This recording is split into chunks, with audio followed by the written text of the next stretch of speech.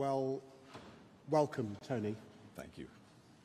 You've been a great support to me in my early weeks as Foreign Secretary, and I'm very grateful. I think we've spoken almost every other week since I took office. So it's a pleasure to welcome you here to London, and clearly we're meeting at a critical moment for securing a ceasefire in Gaza, with the shocking deaths in Khan Yunis this morning only reinforcing how desperately needed that ceasefire is, and a critical moment for supporting Ukraine as we enter the third winter of Putin's illegal war.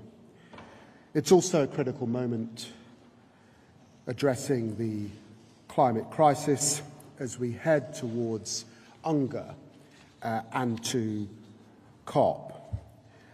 As the closest of friends and allies, our response is clear. We're united in our desire to address these challenges together. We just opened a new UK-US strategic dialogue, a forum which I believe can help us remain strategically aligned in tackling these challenges. On Russia and Ukraine, today I can confirm that Tony and I will be travelling to Kyiv this week, the first joint visit of this kind for well over a decade. We are the closest of allies, so I'm delighted that we will travel together, demonstrating our commitment to Ukraine. And on the Middle East, we are completely aligned on the need to secure that ceasefire, completely aligned on the need to get the region onto a path to peace and reconciliation, with a two-state solution at its heart, and completely aligned too on the need to tackle Iran's malign activity in the region and beyond. We're seeing a disturbing pattern of greater Iranian support for the Kremlin's illegal war, and we discussed today our shared commitment to holding Tehran to account for their undermining of global stability. Last month, we also saw a historic breakthrough in defence innovation between our two countries. The so-called ITAR exemption is a landmark export control change which will benefit the US and AUKUS partners, covering up to £500 million worth of defence exports a year. And finally, we discussed today our cooperation on global challenges ahead of UNGA in New York. We share a desire to see ambitious global action on climate, to see secure global supply chains for critical minerals, and to see relations with global majority countries prosper on the basis of mutual respect. The UK-US relationship is special. It's special to me personally, and it's special to so many Brits and Americans. Only a few weeks ago, we saw the Arsenal women's team head over there for their pre-season. They were following, of course, the Tottenham Hotspur women's football team. But Tony, it's a pleasure to welcome you here today. Thank you so much for spending the time. David, thank you so much for not just your warm hospitality today, but the extraordinary engagement that we've had ever since you've been on the job. And I said earlier that Foreign Secretary hit the ground at a full sprint, and that is not an exaggeration. I think given the multiplicity, the complexity, the urgency of the challenges we're facing, we are so grateful to have such a strong partner in David, in the government, the Prime Minister, and today and in the days ahead, we're continuing to deepen the work that we're doing together. We talk about the special relationship. I like to call it essential.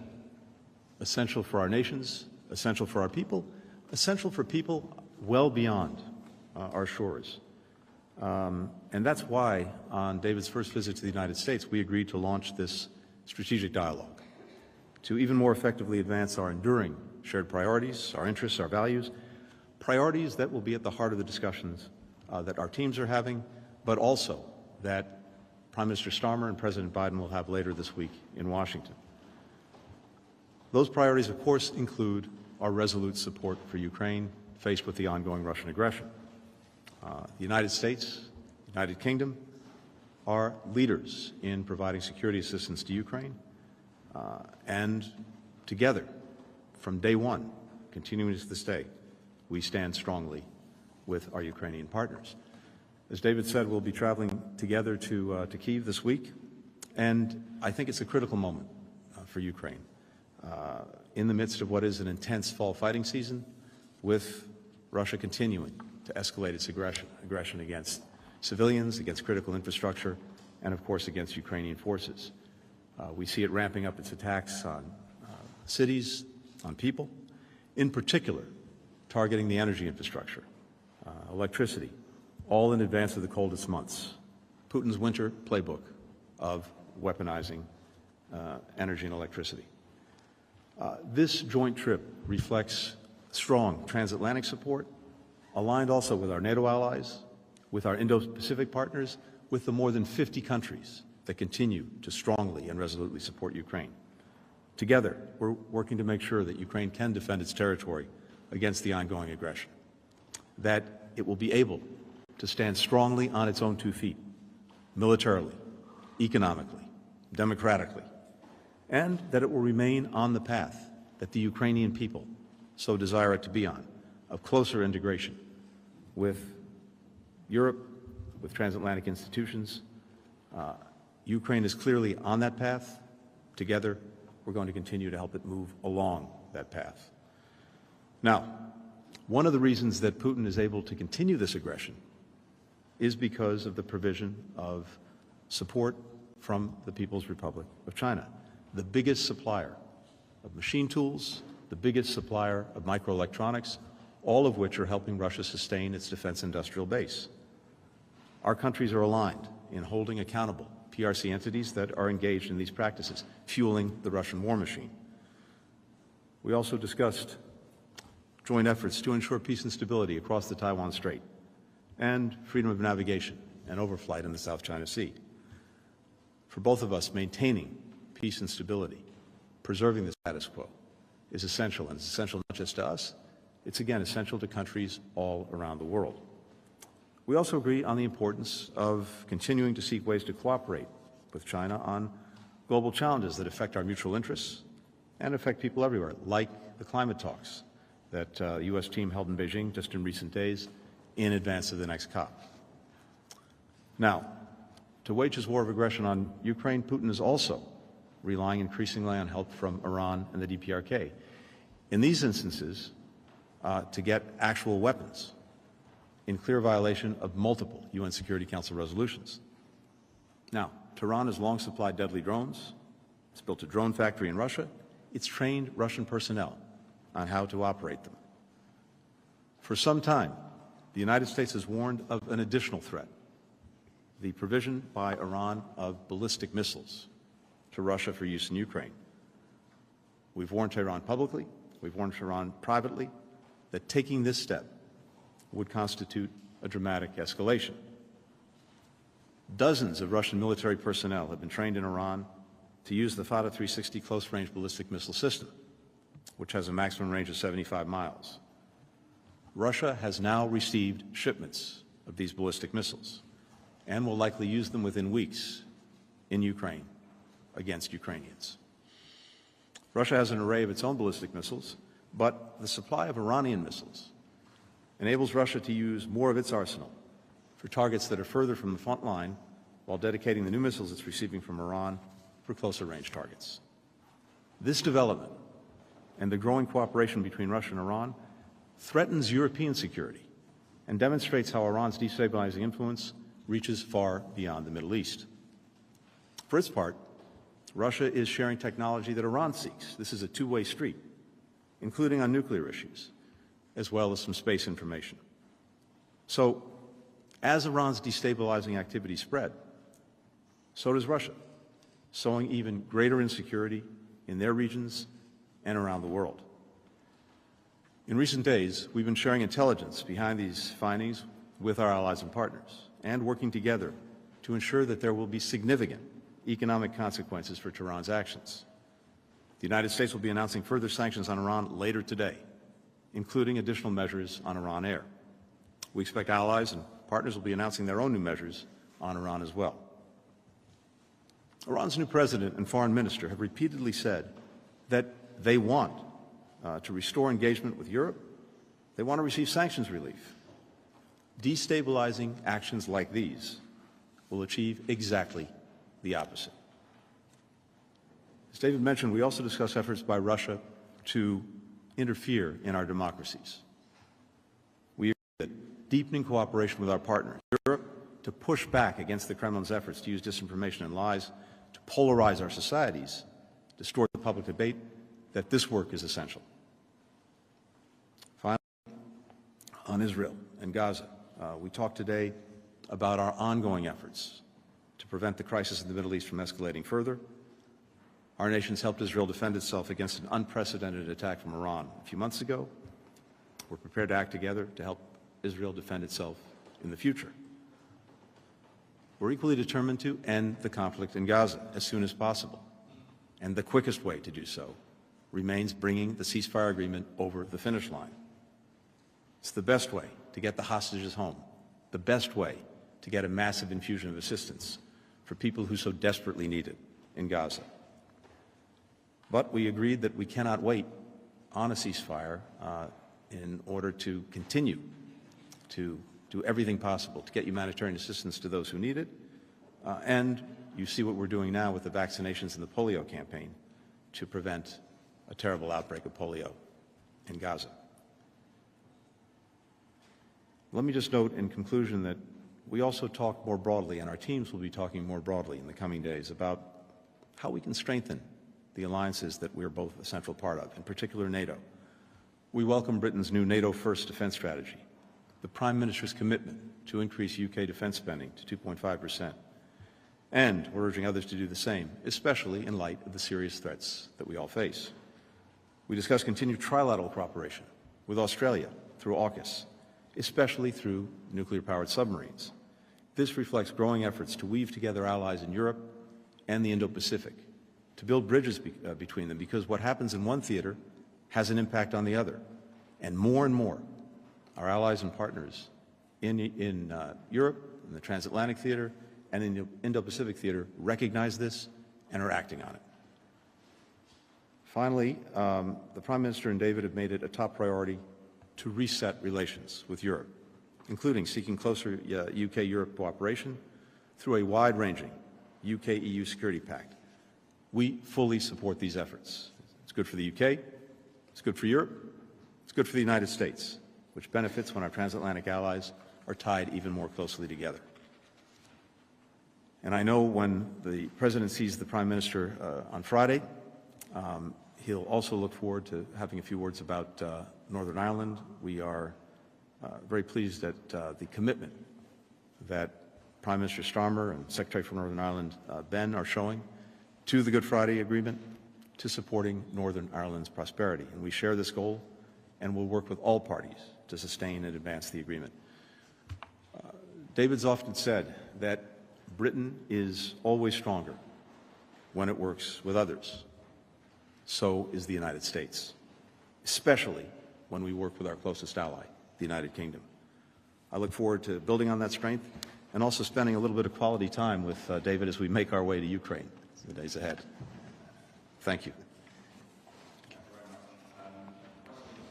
Now, first, Dominic Waghorn from Sky News. Thank you very much. Mr. Secretary, you've announced new sanctions today. We've had a lot of sanctions, and the war grinds on for, as you say, into a third winter. What the Ukrainians have said they want, and reportedly your British allies have also said this privately, is the freedom to use the long-range missiles that you're supplying them to do what they're designed to do, which is to hit targets deep in Russia, to hit the source of those glide bombs and possibly the the new missiles you're saying that supply of ballistic missiles could allow the Russians to now use. Has that time now come? And if not, why not? And what are you afraid of? Right. So I think a hallmark from day one of our efforts to support Ukraine against this aggression is to work to make sure that they have what they need when they need it to be most effective in dealing with the Russian aggression. And I think that you've seen, again, from day one, that we have continuously adjusted and adapted based on battlefield conditions, based on what Russia was doing in a given place and by given means. And that's been a through line in everything that we've done. I've said this many times before, so my own colleagues may be tired of hearing me say it, but it's so important as we're making these decisions that we factor in a number of critical elements. It's not just the system itself that counts. You have to ask, can the Ukrainians effectively use it? And sometimes that requires significant training, which we've done. Do they have the ability to maintain it? Again, this is something that we've worked on. And then, is it part of an effective strategy? All of these are questions we're continuously asking ourselves. Secretary Austin, Secretary of Defense, his British counterpart, and others who just gathered on the defense side are constantly working these issues. Now, one of the purposes of the trip that we'll be taking together is to hear directly from the Ukrainian leadership, including Prime Minister Zelensky, about exactly, President Zelensky, excuse me, about exactly how the Ukrainians see their needs in this moment, toward what objectives, and what we can do to support those needs. So all I can tell you is we'll be listening intently to our Ukrainian partners. We'll both be reporting back to the Prime Minister, to President Biden in the coming days, and I fully anticipate this is something they'll take up when they meet on Friday. Great, thank you. Daphne Saladakis from Reuters. Thank you. Secretary Blinken, the U.S. has provided Ukraine with billions in military aid since 2022, but has limited the use of U.S. weapons to Ukrainian soil and defensive cross-border operations. Ukrainian President Zelensky has pushed back against allies who have supplied long-range weapons, but said Ukraine cannot use them deep inside Russia. So to follow up on my colleague's question, what will your message be to the Ukrainians about this during your visit this week? And more broadly, what do you see as the potential military impact of Iran supplying the ballistic missiles to Russia? Foreign Secretary, has Britain received sign-off to allow Ukraine to use the Storm Shadow missiles to strike targets inside Russia? And have you pushed for this? Thank you. Thank you. I'm tempted to refer you to the previous answer.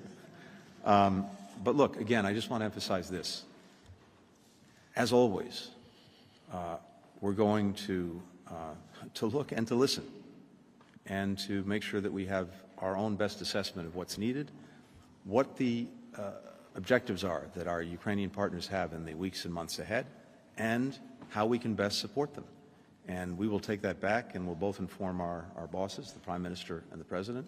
And again, I fully expect that will be a part of their conversation on Friday. A lot goes into each one of these decisions, but every step along the way, our purpose has been to make the Ukrainians as effective as possible in warding off the Russian aggression.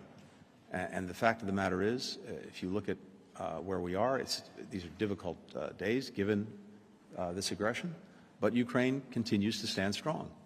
And I believe that it's very much on a trajectory where it will be able to stand strongly on its own 2 feet, militarily, economically, democratically. It will be increasingly integrated with Europe. And Putin will continue to know a strategic failure in Ukraine, and the Ukrainians will know a strategic success in building a strong, vibrant country. But a lot more work has to go into making sure that happens, and we will be listening very intently on this and reporting back.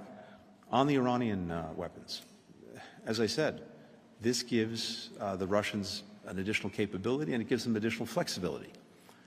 They have ballistic missiles already, but the particular Iranian missiles that they're getting have a certain range. This means that Russia will be able to dedicate its own ballistic missiles to longer range targets, not use them on the shorter range because it will have these Iranian missiles that have about a 75-mile radius to them to do that. So it adds to their capacity and it fuels the war. Anyone who is providing assistance to Russia, whether it's direct lethal assistance like Iran or North Korea, whether it's assistance to their defense industrial base like China, is perpetuating the war, is fueling the conflict. And this is a threat not only to Ukraine and to the Ukrainian people, it's a threat to all of Europe. I think if you ask any of our European colleagues, they see Russia posing the greatest threat to European security since the end of the Cold War. So countries that are playing into this by supplying Russia, they are fueling a threat to Europe more broadly, not just Ukraine. And they have to take that into account, particularly in their own relationships with Europe. As you would expect, Tony and I have discussed Ukraine now since taking office nearly every other week. We had a fruitful discussion today. It's hugely important. I said in my opening that this was a critical moment. It's hugely important that we're traveling together to hear from our Ukrainian counterparts and President Zelensky their assessment of the situation on the ground and their needs on the ground. It would, however, be quite wrong to comment on the detail of operational issues in a forum such as this, because the only person who could benefit is Putin. And we will do nothing to give him any advantage in his illegal invasion. On the transfer of ballistic missiles from Iran, this is a troubling pattern that we're seeing from Iran. It is definitely a significant escalation, and we are coordinating action, and we'll have more to say on that very shortly. Thank you. Patrick Wintour, The Guardian. Thank you very much. Secretary of State, the Israeli Defense Minister Gallant this week warned that Israel had reached a strategic junction in its war with Hamas, where it must choose between the risk of a broader escalation and a hostage deal with Hamas. Do you agree with that assessment? And secondly, is it not really the case that these ceasefire talks are at a deadlock? And could you in any way give any assurances to Benjamin Netanyahu about the Philadelphia corridor and that there is no need for Israeli forces to be there? Israel's security will be preserved. And Foreign Secretary, you were in the UAE last week. The UAE is one of the few countries that has said it's willing to put troops into Gaza as a peacekeeping force. Would you welcome that? And would you like to see other Arab states make the same offer? On the ceasefire, here's what I can tell you. More than 90% of the issues have been agreed, decided. So we're down to a handful of issues, not even a handful of issues, that are hard but fully resolvable in our judgment. And as we've said before, the last 10 meters, those are almost by definition the hardest ground to cover. But we believe that these are fully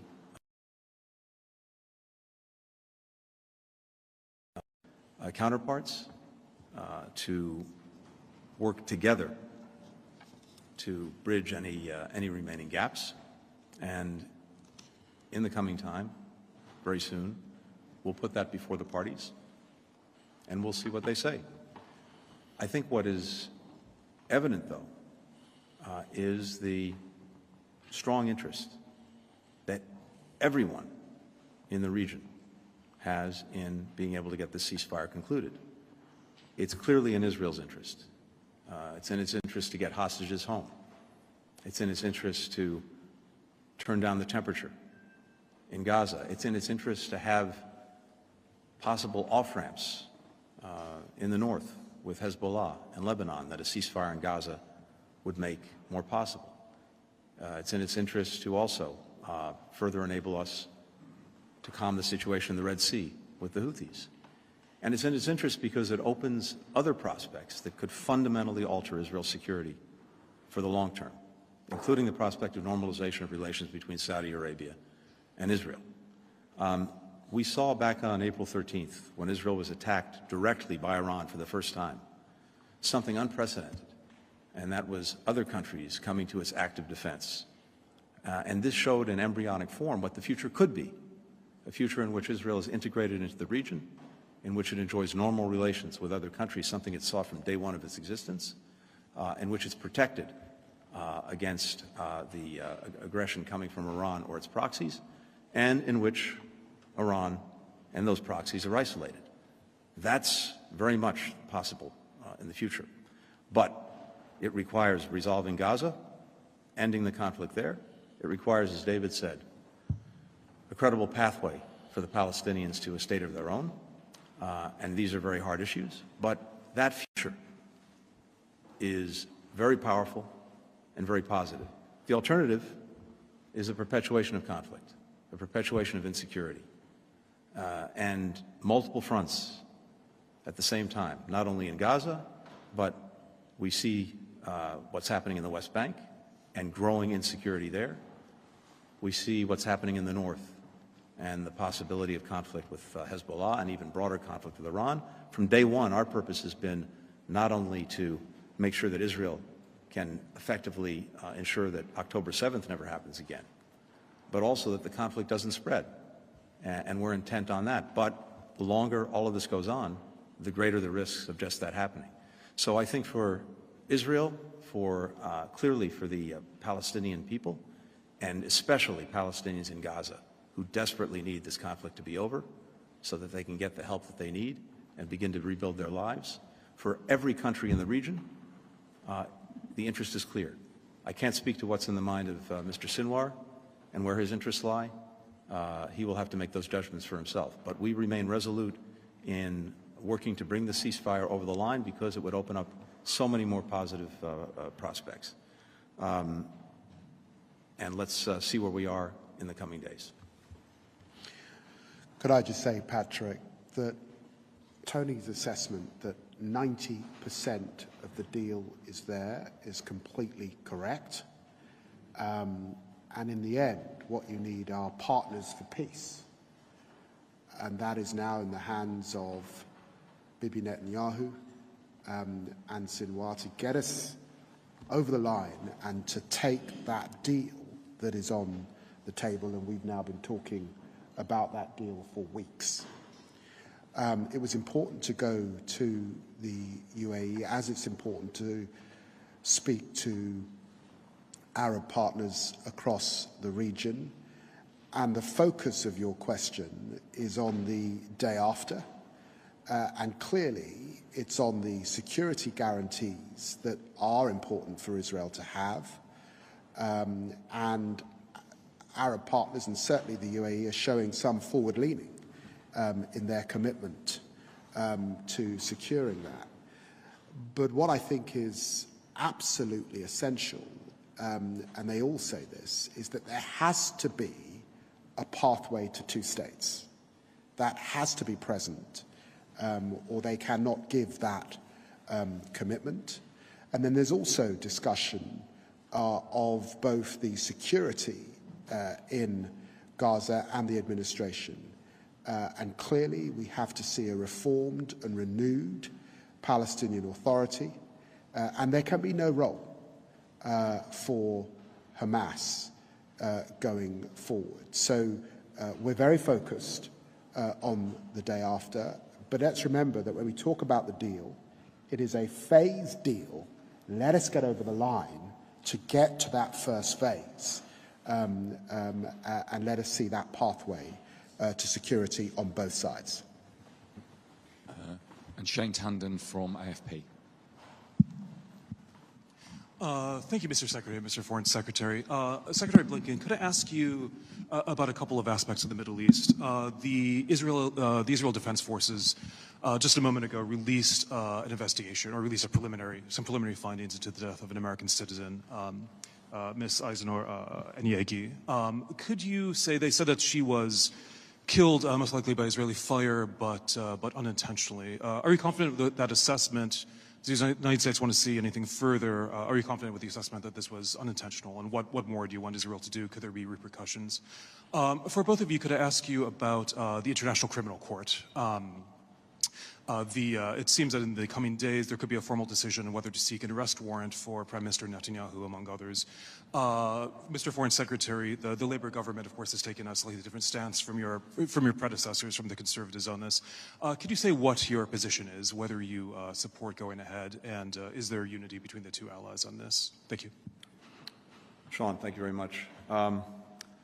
With regard to the tragic killing of Eisenhower, I think what we saw of this investigation is it seems to show what eyewitnesses have said and made clear, that her killing was both unprovoked and unjustified. No one should be shot and killed for attending a protest.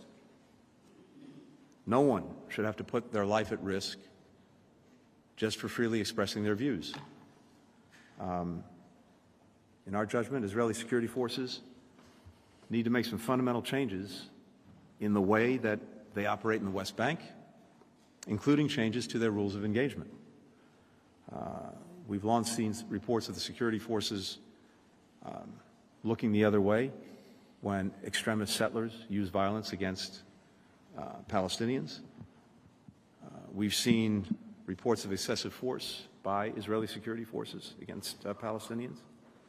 And now we have the second American citizen killed at the hands of Israeli security forces. It's not acceptable. It has to change. And we'll be making that clear to the senior-most members of the Israeli government. Now, we're looking carefully at the results of this investigation, but even on an initial read, and even accepting it at face value, it's clear that there are serious issues that need to be dealt with, and we will insist that they be dealt with. I think the important thing to stress in great democracies such as ours is our belief in the separation of powers. There is an important forum for lawyers and the judiciary and our courts, and then there is also an important forum for politicians and those who represent the people. We've always been clear in the UK in our belief in the international rule of law, the rules-based order, and in IHL issues which are fundamentally important. And we took a decision last week in relation to arms exports that were quasi-legal on the basis of our law as they stand. We believe in international law, we believe in the Statute of Rome, but these must be decisions for the international courts to determine. I don't want to comment on the assessment that they will reach. I qualified as a lawyer in part because of the great Harvard Law School, but I'm going to leave it to the lawyers to determine these very complex matters.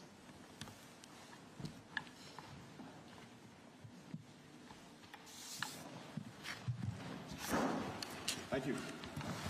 Thanks a lot.